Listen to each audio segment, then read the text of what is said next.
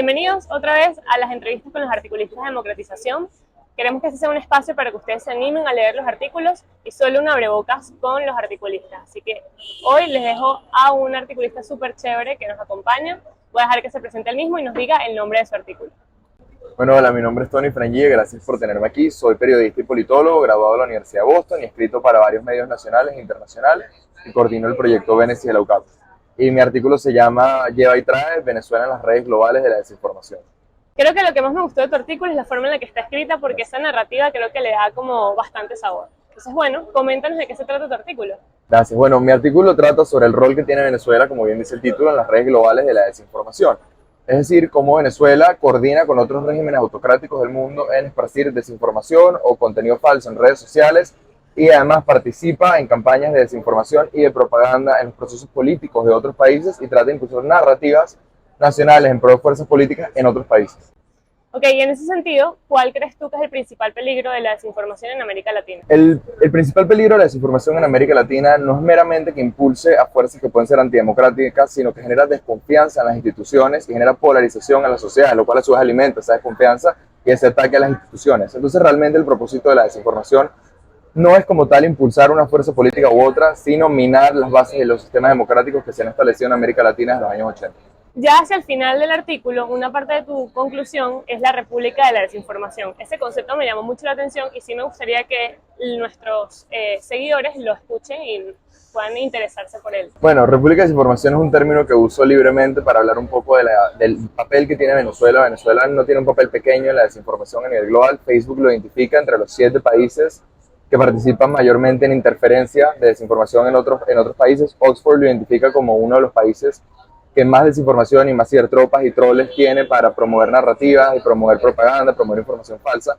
Entonces creo que Venezuela sin duda se ha posicionado como un país que tiene un rol importante en la promoción de esas narrativas, en la creación de este contenido, desde tropas, desde operaciones organizadas de ministerios, desde coordinación con otros regímenes autocráticos, incluso de la creación de redes sociales paralelas, que es algo que mucha gente no sabe, pero aquí se habló de un Twitter bolivariano, se crearon versiones de Facebook, de Instagram y de Twitter, que se llaman Nido, Colibrí y Cardenalito. Es verdad. Y bueno, tenemos una cantidad de creación de contenido inorgánico que a veces raya en el 99% de lo que se produce en Twitter en Venezuela al mes. Es una república de la desinformación, promovida desde el Estado. Mi pregunta es, ¿qué te inspira a escribir este artículo? O sea, de qué fuentes utilizas, de dónde te impregnas de toda esta información. Bueno, yo creo que todos los comunicadores hoy en día tenemos un deber en luchar contra la desinformación, que es una cuestión masiva, que está afectando la manera que vemos el mundo, es una cuestión epistémica, que está generando dudas y desconfianza en las instituciones que rigen la vida civil y democrática. Y creo que en Venezuela, casi como Matrix, ¿no? Tienes que tomarte la pastilla para darte cuenta de lo que sucede. Cuando te das cuenta que toda esta gente loca que uno ve en Twitter o estos conflictos de Twitter muchas veces son inorgánicos. Estás peleando con troles y con gente pagada por partidos políticos de oposición y de chavismo que simplemente están contaminando el diálogo, que vas a un café en Caracas y no ves esas conversaciones de Twitter en la vida real, ni ves esas visiones tan radicales en la vida real. Y es más grave cuando te enteras que nuestros medios están promoviendo propaganda a otros regímenes autocráticos y participando además en promocionar estas narrativas y esta información en otros países, porque no es meramente que Venezuela interfiera en procesos en Chile, Perú o Colombia, sino que lo vemos cuentas venezolanas haciéndose pasar por cuentas trompistas o cuentas de Black Lives Matter en Estados Unidos para promover la desinformación ahí, o un auge desorbitante de contenido de propaganda rusa en los medios oficialistas en el país. Te metes en medios como Telesur o como Últimas Noticias y hablan de que la masacre de Bucha es artificial y que la guerra en Ucrania es una operación humanitaria contra un genocidio contra las poblaciones del Donbass.